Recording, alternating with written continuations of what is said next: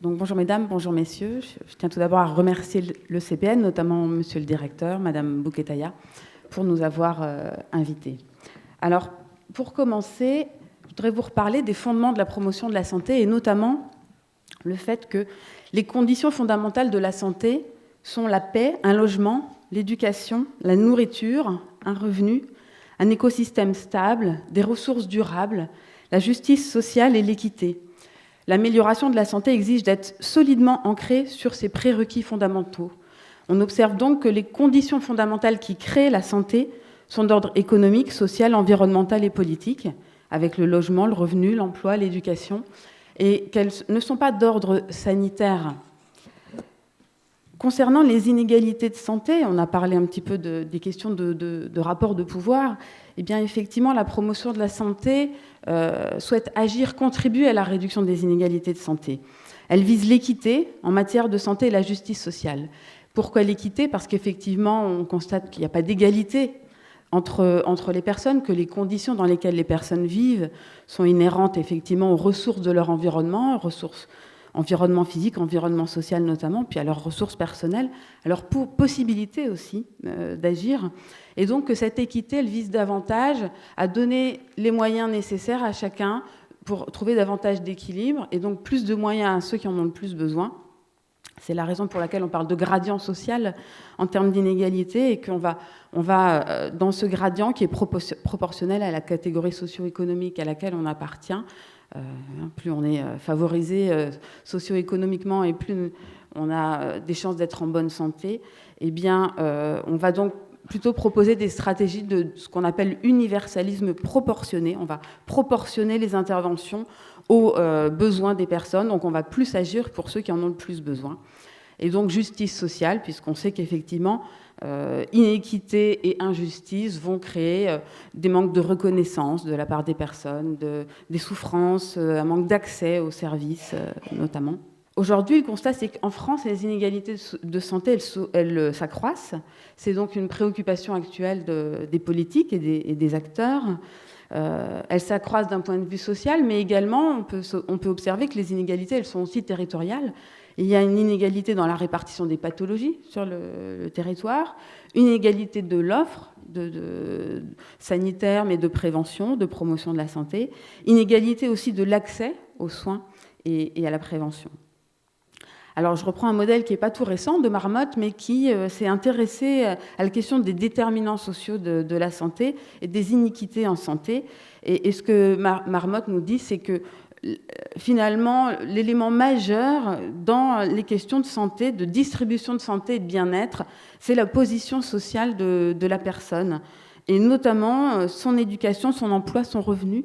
Donc, on peut aussi se dire qu'effectivement, la responsabilité, quand on parle de responsabilité individuelle, comme on a eu le débat tout à l'heure, il s'agit bien des questions d'autonomie et de donner du pouvoir d'agir aux gens, de leur permettre de le prendre d'ailleurs, ce pouvoir, mais qu'il faut accompagner cela de politiques plus favorables au niveau social, au niveau donc macroéconomique aussi, pour effectivement pouvoir agir sur ces accès qui sont bien inégalitaires en termes d'éducation, et qui vont conditionner le revenu, l'emploi auquel on va pouvoir accéder notamment. Santé mentale, inégalité de santé, et bien là aussi, alors c'est plutôt là les problématiques et plutôt la maladie mentale dont je voulais parler très rapidement. De façon générale, on observe que la prévalence, l'incidence des maladies mentales vont croissant de la classe supérieure à la classe inférieure.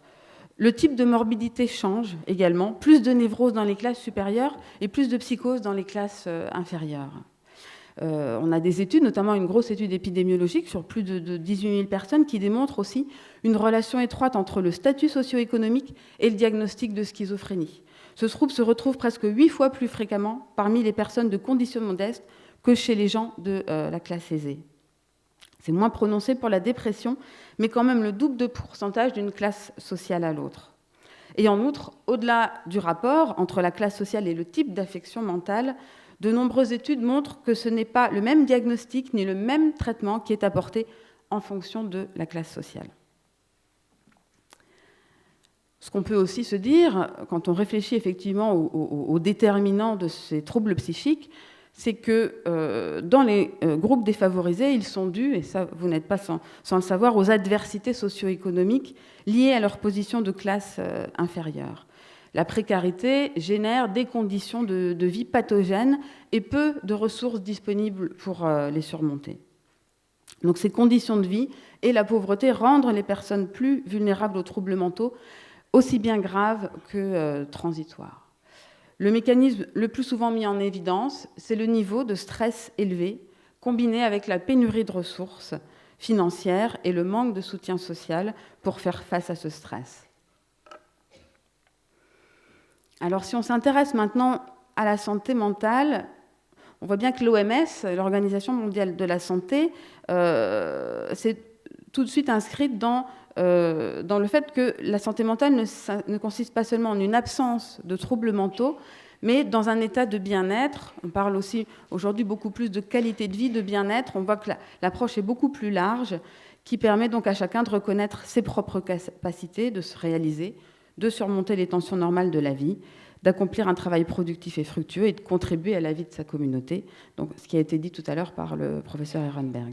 Les 3 dimensions de la santé mentale positive, qui recouvre l'épanouissement personnel, la détresse psychologique réactionnelle, qui correspond aux situations éprouvantes, aux difficultés existentielles, et puis enfin les troubles psychiatriques qui renvoient à des classifications diagnostiques correspondant à des critères, à des actions thérapeutiques ciblées, et qui consistent en des troubles de durée variable, plus ou moins sévères et handicapants. Alors, on observe aussi des auteurs qui, aujourd'hui, veulent sortir de ce continuum sur la maladie mentale, en disant finalement, on peut avoir un état minimal de maladie mentale sans pour autant être véritablement en santé mentale. Et donc, il introduit une deuxième notion de santé mentale, et que là aussi, il peut y avoir un continuum d'une santé mentale minimale à une santé mentale optimale. On peut très bien avoir une maladie mentale à des degrés divers et pour autant se sentir en bonne santé mentale. Et inversement, on peut très bien se sentir en mauvaise santé mentale sans avoir forcément de maladie mentale.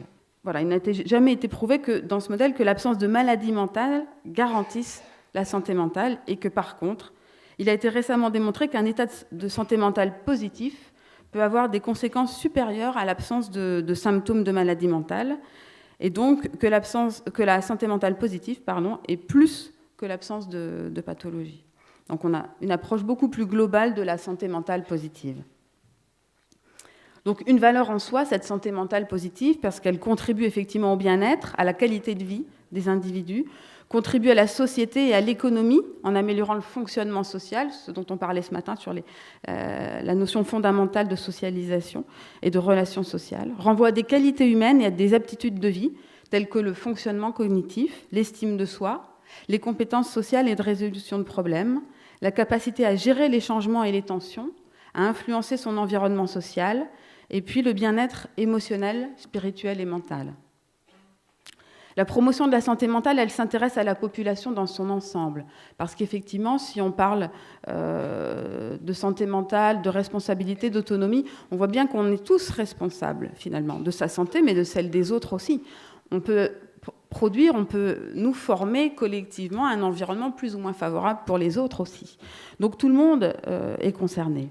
La promotion de la santé mentale, elle recouvre des pratiques pluridisciplinaires et plurisectorielles, puisque, comme on l'a dit, les fondements de la santé, ils sont plutôt dans l'emploi, dans l'éducation, l'environnement, les transports, les services sociaux, les associations, les groupes de soutien, mais bien évidemment aussi dans le secteur sanitaire. Donc la promotion de la santé mentale, elle vise à développer le bien-être et la qualité de vie des individus, les communautés et la société en général. Elle conceptualise la santé mentale en termes positifs plutôt que négatifs, ce qu'on a pu déjà voir tout à l'heure, c'est-à-dire en termes de ressources plus qu'en termes de déficit ou de manque. Elle met en œuvre des programmes destinés à réduire les inégalités sociales dans le cadre d'actions participatives. On sait qu'un des leviers majeurs de réduction des inégalités, c'est la question de la participation des gens, donc la notion de responsabilité et d'autonomie, pas au sens de vous êtes responsable, donc coupable de ce qui vous arrive, mais bien au sens de vous avez des droits, des pouvoirs, des atouts, des ressources qu'il faut faire émerger. Les gens, il faut qu'ils puissent en prendre conscience, qu'ils puissent aussi s'emparer donc des événements, des situations, des propositions qui leur sont faites et qu'elles soient travaillées avec les personnes, pas pour elles, effectivement. Et que c'est toujours dans une approche de pouvoir d'agir. La promotion de la santé mentale, elle se situe aussi dans une perspective de développement de compétences et de ressources. Effectivement, on a parlé, j'y reviendrai sur l'approche individuelle, mais des compétences des personnes, notamment compétences psychosociales, mais pas que, en termes d'affirmation de soi aussi. Et elle cherche à atteindre les déterminants de la santé les plus globaux, conformément aux principes de la Charte d'Ottawa, y compris l'environnement socio-économique. Donc, on dépasse largement l'approche de l'individu singulier, mais on cherche à faire évoluer cet environnement, puisqu'on a vu que l'importance de la position sociale était aussi déterminée par ces politiques-là. Donc, les politiques nationales ne doivent pas limiter leur action à la maladie mentale, mais aussi reconnaître et tenter de résoudre les grands problèmes affectant la santé mentale dans tous les secteurs de la société. Elles doivent donc mettre l'accent sur l'intégration sociale de groupes fortement marginalisés et fragilisés, les réfugiés, les exclus, les personnes handicapées, les personnes très âgées. Concernant les déterminants de la santé mentale, on en connaît aujourd'hui un certain nombre.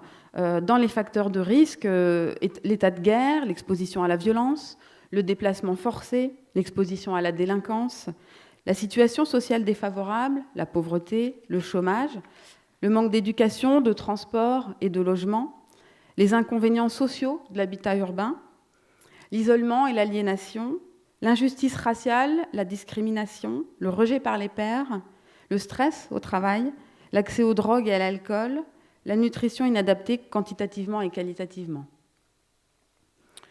Dans les facteurs de protection, on retrouve l'empowerment, le pouvoir de dire et d'agir. C'est aujourd'hui un terme qui existe depuis longtemps, mais qui est encore beaucoup utilisé. L'empowerment, c'est le pouvoir de dire et d'agir. C'est effectivement pas des tentatives de normalisation des comportements, des conduites de l'être humain pour qu'il fasse moins de bruit.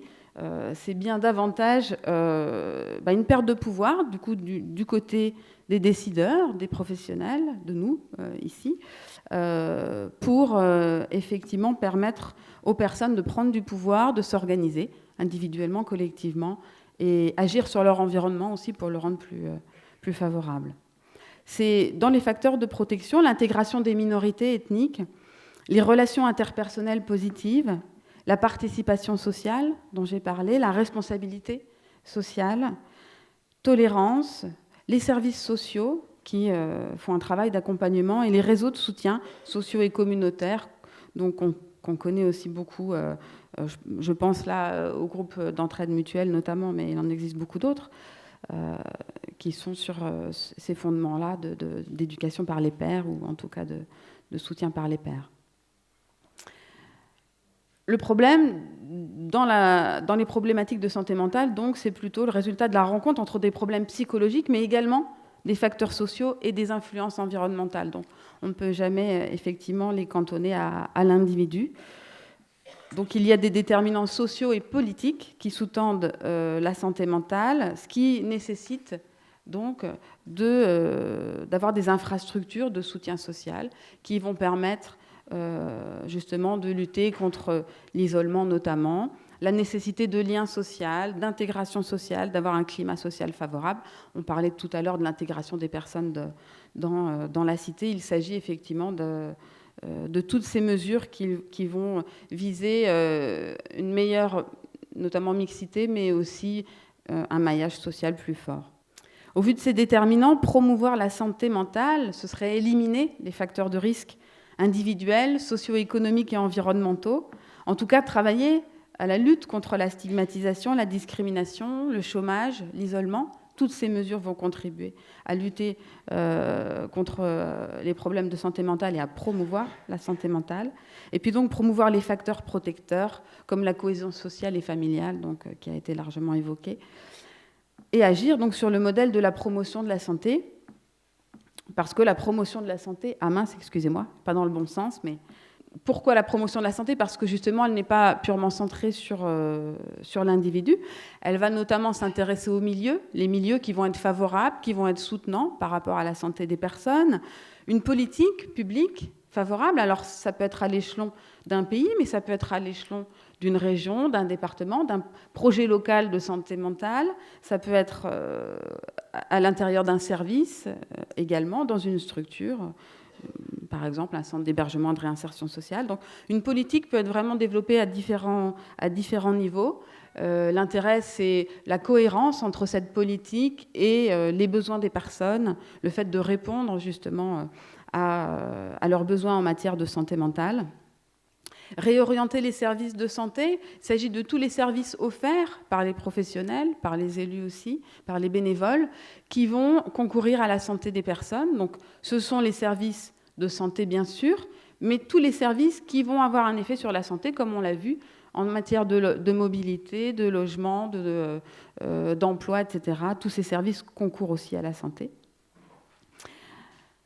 Acquérir des aptitudes individuelles, c'est l'axe qui est nous qui accompagnons à l'IREPS beaucoup d'acteurs, c'est l'axe qui est toujours travaillé dans les projets. C'est-à-dire on mise beaucoup sur l'individu et sur ses capacités, ses ressources qu'on souhaite développer. Alors effectivement, la promotion de la santé nous dit oui, c'est un axe important, mais n'oublions pas les autres axes, la question d'une politique qui va être soutenante, la question de milieux favorables, la question aussi de la relation que les professionnels vont établir avec les personnes, donc les services de santé offerts. Et enfin, renforcer l'action communautaire. Donc derrière l'idée d'action communautaire, il y a l'idée de pouvoir d'agir collectif, de capacité à s'organiser collectivement autour de buts communs. Dans cette action communautaire, c'est vraiment la notion aussi de participation dont on a parlé, mais quelle place est donnée au sujet ? On parle de sujets acteurs de leur santé aujourd'hui, de citoyens, mais est-ce que véritablement on crée toujours les conditions pour que les gens puissent prendre une place, la même que celle des professionnels, par exemple autour d'une table, ou dans la manière dont sont prises les décisions en santé mentale ? Est-ce que voilà, cette parole a une même égalité de traitement, j'allais dire. Ça veut dire, de notre part, en tant que professionnels, modifier aussi, alors on a parlé de posture tout à l'heure, mais je pense que ça questionne nos pratiques et nos postures professionnelles. Comment on permet aux gens de pouvoir aussi exprimer leurs besoins, peut-être de réorienter les choses, faire avec et pas faire pour, comme on le disait. Alors, conséquence générale pour la promotion de la santé mentale, une attention croissante est accordée à la création d'environnements physiques et sociaux qui contribuent à promouvoir une santé mentale positive. On est bien donc au-delà du principe de prise en charge de la maladie mentale et on s'ouvre sur cette notion de bien-être qui concerne donc tout le monde. Si on est sur l'élaboration de politiques favorables à la santé, on peut prendre l'exemple de l'approche transversale de la politique de santé mentale qui est citée donc dans la feuille de route de santé mentale dont monsieur le directeur du CPN a parlé, qui a donc été rédigée en juin 2018, qui parle donc de cette approche transversale de la politique de santé mentale territorialisée dans le cadre des projets territoriaux de santé mentale, dans une dynamique d'aller vers et d'empowerment. On a un beau cadre, effectivement, pour nous permettre d'agir. Alors, on peut aussi se dire que l'élaboration de politiques favorables, c'est l'amélioration de la nutrition. Ah oui, effectivement, au départ, on peut se dire, tiens, quel lien entre la santé mentale et la nutrition. Mais on voit bien combien l'alimentation, l'activité physique vont contribuer, vont être des facteurs de protection par rapport à la santé. Améliorer le logement, comme on l'a vu, parce que ça améliore la santé mentale perçue par la personne, son sentiment de sécurité, sa participation communautaire, elle est dans la cité, elle est intégrée. Améliorer les conditions de travail, la sécurité au travail, parce qu'effectivement, le travail est un des lieux de vie où les questions de santé mentale se posent aujourd'hui beaucoup. On en entend beaucoup parler aussi dans les médias. Par l'ergonomie, la réduction du bruit, par exemple, la diminution de la charge de travail, mais aussi la distribution des rôles, les relations sociales, la résolution des conflits qui vont permettre la réduction du stress et de la dépression. Enfin, améliorer l'accès à l'éducation, la lutte contre l'illettrisme. Monsieur le directeur a parlé tout à l'heure des questions de littératie. Comment, là aussi, on va redonner davantage de possibilités aux gens d'avoir accès à l'information, d'être capable de la trier, d'en faire quelque chose après dans leur quotidien. Donc, ça développe quoi ? Le sentiment de fierté, l'amélioration de l'estime de soi, et puis la construction d'un projet de vie. Il s'agit aussi d'agir sur l'environnement familial, par exemple par des interventions à domicile, certaines ont montré effectivement que cet accompagnement à la parentalité produisait des résultats positifs. Encourager la mise en place de bonnes relations parents-enfants par la mise en place de groupes de parents, par exemple, qui permettent de diminuer la dépression, le stress, améliorer l'estime de soi, les relations de couple également, par des interventions destinées à préparer l'entrée à l'école, améliorer le développement cognitif, la réussite scolaire, l'adaptation à l'école, diminuer les difficultés d'apprentissage.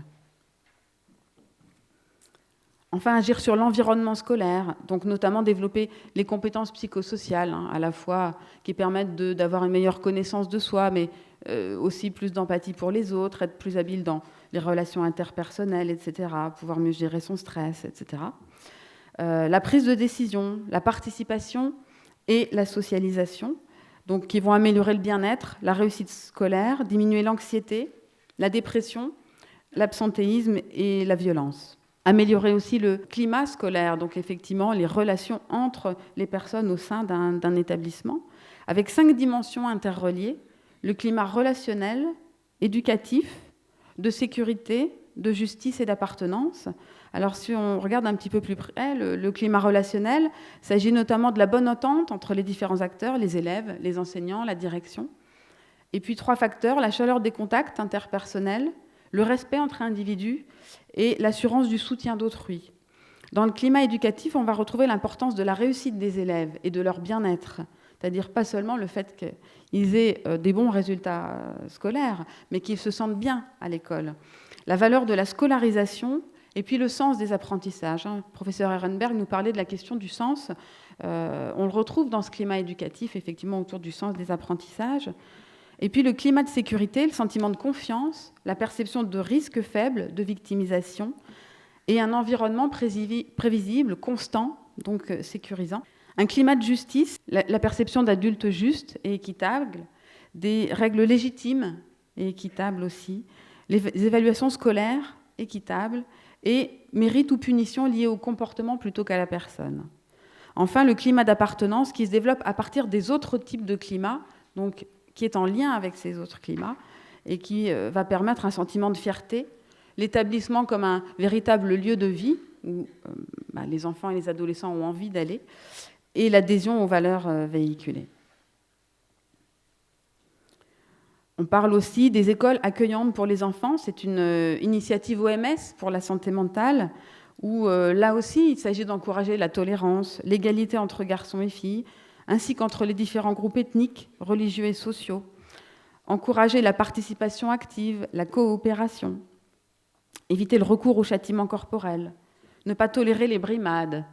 Dispenser une éducation qui correspond à la réalité de la vie des enfants. Aider à établir des liens entre l'école et la vie familiale. Soutenir et apprécier la créativité, autant que les aptitudes scolaires. Et enfin, encourager les enfants à avoir confiance en eux-mêmes. Favoriser le renforcement de la démocratie sanitaire. Donc on parle aujourd'hui beaucoup de démocratie en santé. La participation des individus et des groupes et l'association des usagers à tous les niveaux de décision. Donc on retrouve cette notion d'empowerment que j'ai abordée rapidement tout à l'heure. Tous les niveaux de décision sont concernés. Il s'agit de déterminer des priorités, des objectifs, définir des stratégies d'intervention et ensuite de les mettre en œuvre collectivement, dans l'idée qu'effectivement, il s'agit pour les acteurs, pour les professionnels en tout cas, de laisser un peu de leur pouvoir au profit des personnes elles-mêmes. Renforcer les réseaux communautaires, par exemple pour prévenir l'usage de drogue ou la violence chez les jeunes. Alors, on retrouve dans ces réseaux communautaires ou l'approche communautaire de la promotion de la santé l'idée du sens de la communauté. Donc, effectivement, on se sent appartenir à un groupe avec donc un réseau social, avec l'identification de problèmes partagés et la conscience de pouvoir les résoudre plus efficacement ensemble.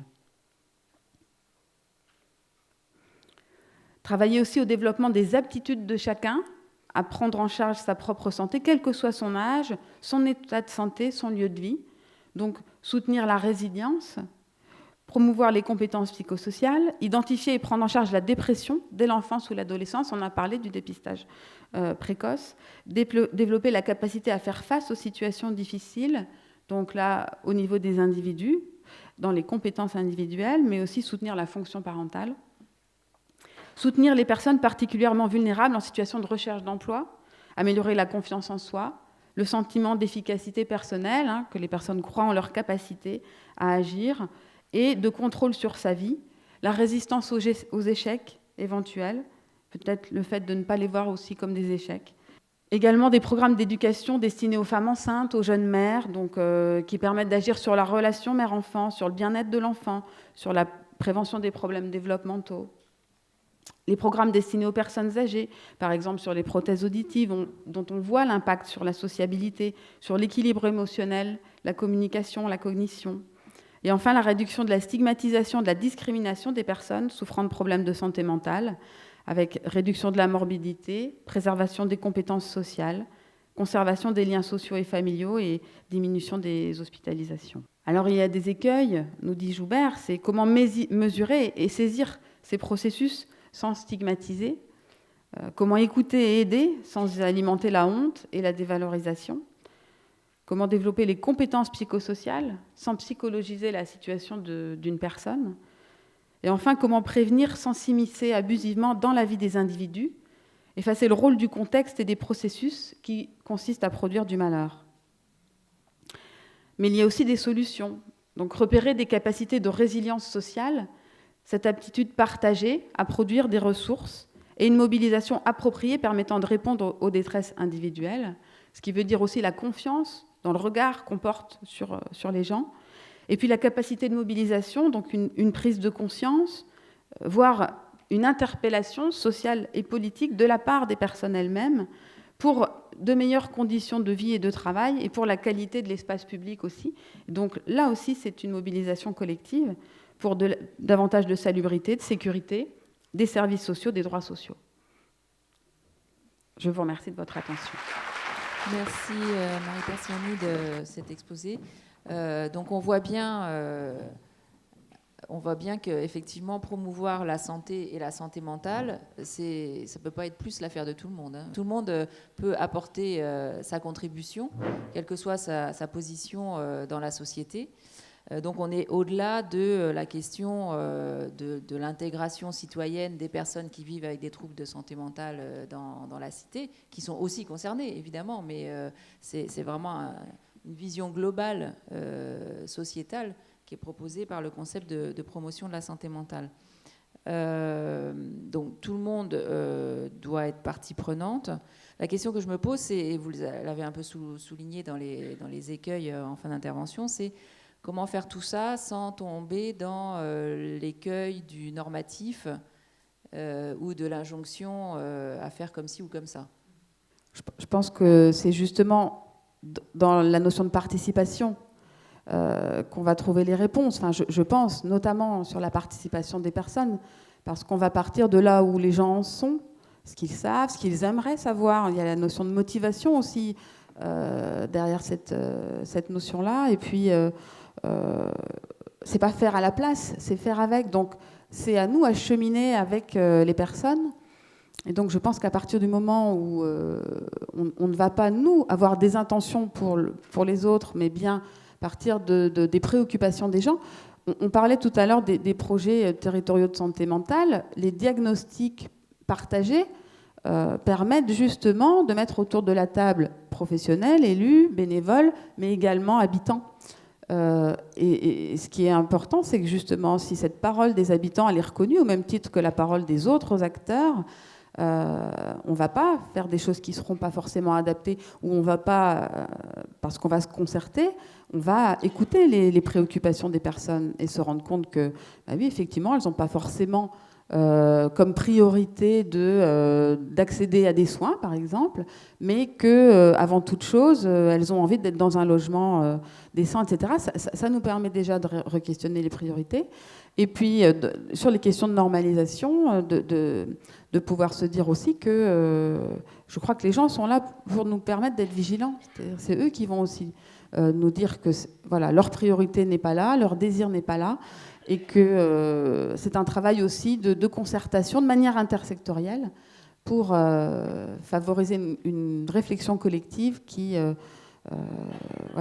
soit une forme de garde-fou aussi par rapport voilà, ces entreprises de normalisation. Mais je crois que justement, la promotion de la santé mentale, c'est tout l'inverse. C'est au contraire rééquilibrer les pouvoirs, parce qu'il y a des gens qui sont, je pense, un peu résignés et qui estiment peut-être ne plus valoir la peine de faire des choses pour... Effectivement, ça boucle avec ce qu'on évoquait tout à l'heure sur la question de la posture, la question des rapports de pouvoir et de domination. Donc, se mettre dans cette posture-là, c'est-à-dire ne pas imposer une norme qu'on pense bonne, ça suppose aussi pour les professionnels de l'accompagnement du soin d'interroger ses propres représentations aussi de ce qui est bon. Et peut-être que ce qui est bon pour moi n'est pas bon pour vous. Et comment ne pas imposer cette norme-là. Donc ça suppose effectivement un certain travail sur soi pour être, et donc peut-être de lâcher aussi. Donc c'est peut-être aussi des obstacles qu'on peut rencontrer dans cette démarche-là. Oui, c'est vrai qu'effectivement, souvent on commence par travailler avec les professionnels sur ce que c'est que la santé, ou avec les groupes en tout cas, dans les diagnostics, on va commencer à s'interroger collectivement sur ce que c'est que la santé et puis ce que c'est que la santé mentale. Et on va voir qu'on a une diversité de points de vue, qu'il n'y a pas des choses qui sont plus justes que d'autres, mais qu'en tout cas, on a des visions différentes et que c'est parfois des consensus, mais parfois des différences qui restent. On a le droit de ne pas être d'accord aussi, mais en tout cas, on va justement du coup travailler à pouvoir collectivement dépasser nos singularités pour un projet commun, mais avec les gens. Oui, c'est encore moi, parce que je ne suis pas seulement un travailleur de base, je suis aussi un peu écolo. C'est vrai que la chaleur humaine, ça ne se décrète pas, tout ça. J'ai fait une lecture sociopolitique de tout ce que vous avez dit là.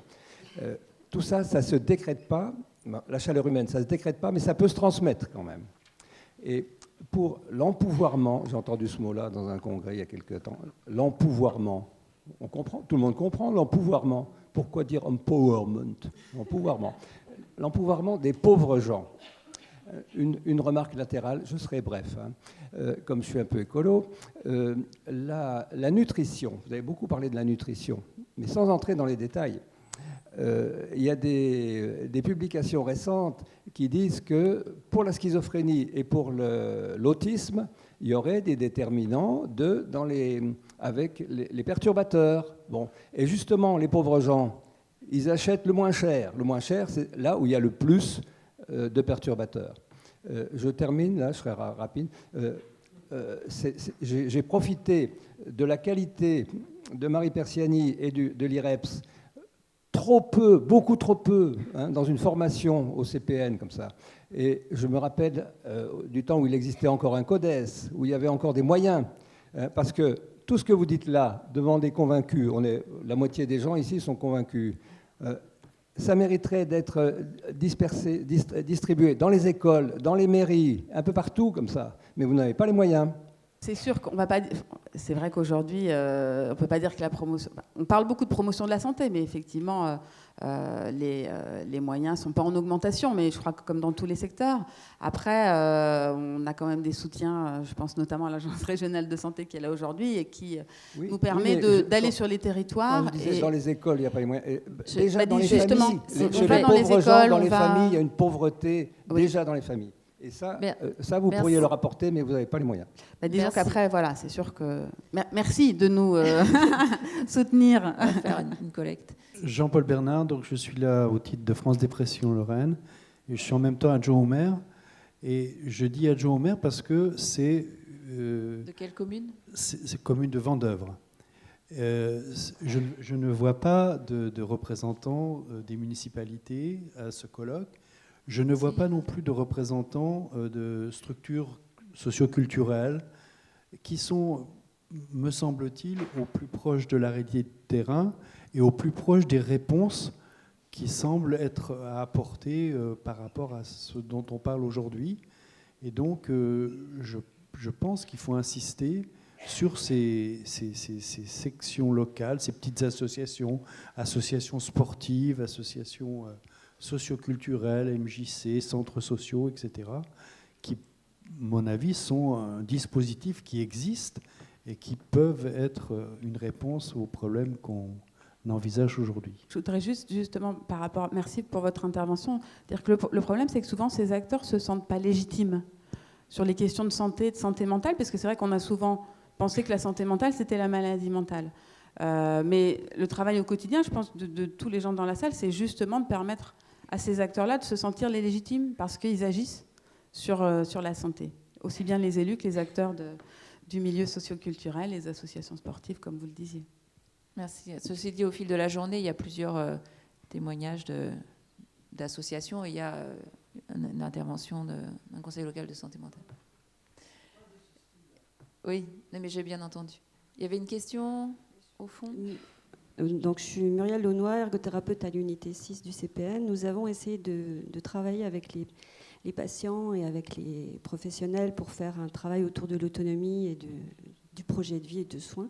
Et je voulais juste témoigner par rapport à ce que vous disiez, que les patients psychotiques chroniques, à qui j'ai commencé à poser la question de qu'est-ce que vous voudriez, quels sont vos besoins, quelles sont vos demandes, c'était très compliqué. C'est très lent, très long et très compliqué. Ça fait quasiment 1 an et je suis toujours de façon hebdomadaire avec ce groupe de patients. À chaque fois, à leur demander où ils en sont, leurs ressources, ils ne les imaginent pas, ce qu'ils sont capables de faire, ils ne le voient pas. Et c'est lent, c'est long et ça prend vraiment beaucoup de temps. Je pense que la clé, parce qu'il n'y a pas de réponse toute faite, mais la clé, c'est quand même la participation des gens. C'est-à-dire qu'ils soient dans les groupes de réflexion sur comment on va poser les questions. Parce que c'est vrai que si on nous demande à nous, c'est quoi nos ressources, c'est compliqué comme question. Donc c'est aussi comment on va poser les questions pour permettre d'avoir justement une meilleure identification des choses. Mais comme je vous le dis, il n'y a pas de recette, vous êtes au quotidien avec les gens. Mais je pense qu'en tout cas, une des clés, c'est vraiment d'associer le plus possible les personnes aux réflexions et à la manière dont on pourrait faire. Parce que c'est eux qui vont identifier leur levier et puis aussi leurs freins, mais surtout leur levier. Merci. Il y avait une dernière question au fond. Ah, une avant-dernière ici. Je découvre la charte d'Ottawa. C'est une analyse très, très humaniste. J'ai l'impression que ça doit revoir les droits fondamentaux de l'homme, très bien. Mais enfin, le déterminant, il est quand même social, financier, oui. C'est-à-dire que s'il n'y a pas en filigrane une idéologie ou une politique qui change, les pauvres resteront pauvres. L'accès à la santé seront évidemment disproportionnés. Donc tout ça me semble quand même très, très théorisé. Et je dirais même qu'on est dans le sens inverse. La santé, quoi qu'on en dise, c'est une question de politique et donc d'idéologie. Et actuellement, je n'ai pas l'impression qu'on est dans ce sens-là. Je vous rejoins. Je crois qu'actuellement, on ne prend pas le chemin de plus d'égalité sociale et de pouvoir d'agir chez les personnes. Mais sur le fait que les pauvres resteront pauvres, justement, on essaie d'agir. Mais ce n'est pas uniquement en agissant auprès des gens. Effectivement, c'est dans des mesures plus politiques, plus sociales, qui sont complexes, qui sont longues aussi. Le problème, c'est le temps du politique, qui n'est pas le même temps que celui dont les professionnels ont besoin et dont les personnes ont besoin aussi. Mais en tout cas, pour nous, c'est sortir de cette notion de responsabilité purement individuelle dans l'état de santé des gens. Je crois que ça, c'est quand même vraiment fondamental, et de dire, donc, puisque ce n'est pas une responsabilité purement individuelle, et que ce qu'on ne veut pas, c'est fabriquer des gens obéissants, mais des gens qui sont bien, qui sont heureux, à ce moment-là, effectivement, c'est socialement, collectivement, qu'on doit se regrouper, s'organiser. Il y a des combats qui étaient perdus d'avance et pourtant les gens se sont emparés. Je pense au début du sida et ces groupes d'usagers qui se sont mobilisés collectivement pour faire bouger les choses. Ça a fait bouger des choses. Donc je crois qu'il y a quand même des espoirs, mais je pense qu'il ne faut pas s'endormir et réagir. Et oui, effectivement, la promotion de la santé, elle est politique. Elle n'est pas neutre. Théodore Monod disait « Une utopie, c'est un projet qui n'a pas encore été réalisé ». C'est pour remettre un peu d'optimisme dans la... Une dernière question au fond. Jean-Louis Gilles, je suis parent. Je suis aussi dans une association où il n'y a que des personnes handicapées psy, et puis qui s'appelle Les Antes, et je suis une AFAM. Ma question, c'est simplement de dire, vous avez balayé, madame, très largement, avec la charte d'Ottawa, qui est très large, je la connais. Mais je me pose la question, tous ceux qui ne peuvent pas, parce qu'ils sont tels qu'ils sont dans nos familles, mais qui savent comment arriver aujourd'hui à les aider à faire et à pouvoir faire, comment peuvent-ils s'inclure? Je ne vais pas être plus long.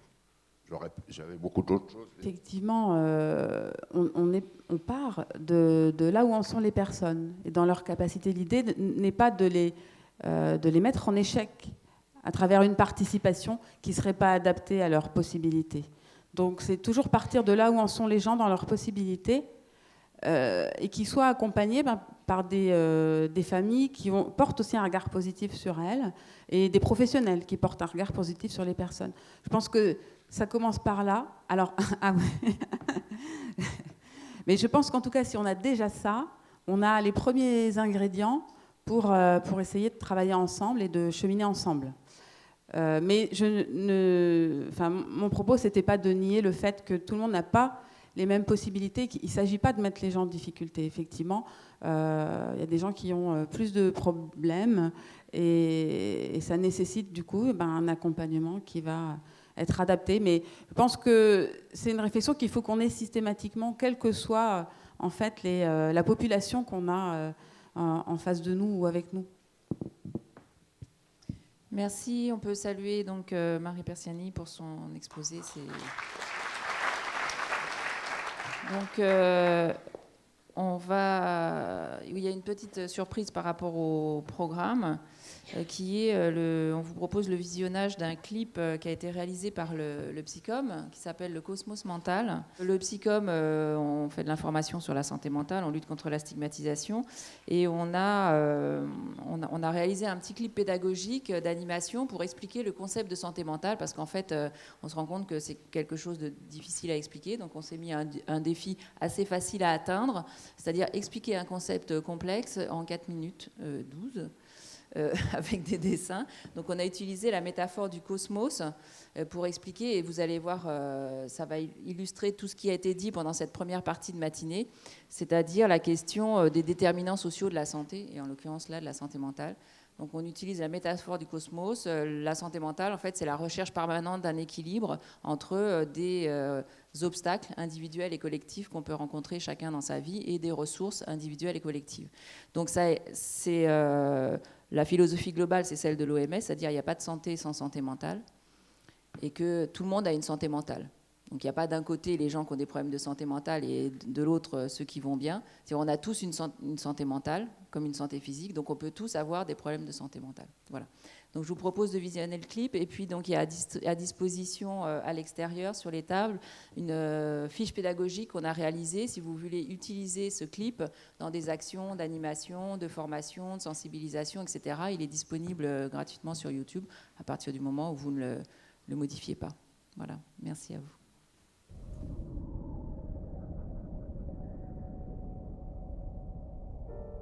Qu'est-ce que la santé mentale et surtout qu'est-ce qui l'influence? Pour l'expliquer, partons en voyage dans le cosmos mental. Pour débuter notre histoire, commençons par la petite fusée. Cette petite fusée, c'est vous, c'est moi, et nous naviguons dans ce cosmos. L'objectif de la petite fusée, c'est de garder le cap en suivant la voie lactée de l'équilibre psychique, celui qui nous permet de nous sentir bien. Dans son voyage, elle sera toujours accompagnée de 2 systèmes planétaires qui seront en mouvement permanent. Le système planétaire ressources et le système planétaire obstacles. Si l'on regarde la planète obstacle, c'est-à-dire tout ce qui aura une influence négative sur notre santé mentale, on remarque 2 satellites qui gravitent autour et qui la nourrissent. Le satellite obstacle individuel, qui représente tout ce qui peut agir négativement sur la fusée et qui est propre à l'individu. Et le satellite obstacle collectif, également négatif, mais qui concerne les influences extérieures à l'individu. En miroir, la planète ressource évolue elle aussi en permanence et se nourrit également de 2 éléments. Les facteurs externes favorisants, comme par exemple un environnement familial bienveillant, une société dans laquelle l'accès aux soins est facilité, la reconnaissance des autres, etc. et les ressources individuelles de la personne que sont par exemple la capacité à demander de l'aide, à reconnaître ses émotions, à gérer son stress, etc. Autant de compétences qu'il est possible de renforcer, de consolider ou d'enrichir tout au long de la vie. Mais le cosmos est grand, et d'autres éléments peuvent impacter la trajectoire de la petite fusée. Par exemple, les astéroïdes accidents de parcours qui gravitent tout autour de la fusée et qui peuvent venir la percuter à tout moment. Ces astéroïdes sont toujours négatifs et violents et vont dévier la fusée de la Voie lactée.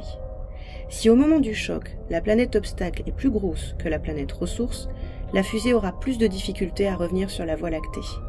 C'est ce qui explique que face à un même événement, deux individus ne réagiront pas de la même façon. Autre élément du cosmos, les comètes Fée. Comme les astéroïdes, elles sillonnent le cosmos et peuvent rentrer en collision avec la fusée. Mais à la différence des astéroïdes qui percutent et continuent leur route, les comètes vont s'accrocher à la fusée et devenir un poids à porter. Il va falloir poursuivre son voyage avec cette difficulté. Cependant, on peut observer une adaptation intéressante de la fusée. En effet, il peut arriver que cette comète transforme l'individu en lui permettant de développer de nouvelles compétences pour faire face à cette difficulté.